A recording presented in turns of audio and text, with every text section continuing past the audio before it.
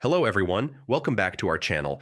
Today I'll show you how to create validation rules in Salesforce to restrict users from entering incorrect data quickly and easily. First, log into your Salesforce environment and click the gear icon in the top right corner. Select Advanced Setup from the drop-down menu.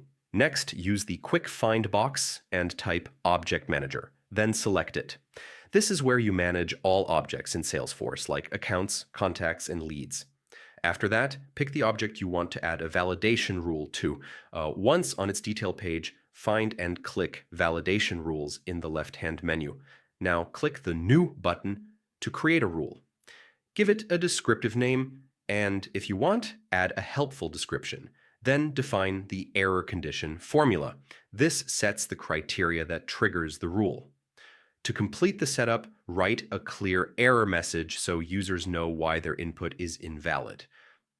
Save the rule, and it becomes active, preventing incorrect data from being entered. For example, to make sure the email field on a lead is filled before conversion, name the rule lead email required. Use a formula that checks if the lead is being converted and if the email field is blank. Add an error message like email address is required before lead conversion. And that's it. Your validation rule is now protecting your Salesforce data. Thanks for watching. Don't forget to subscribe to our channel, and I'll see you in the next video.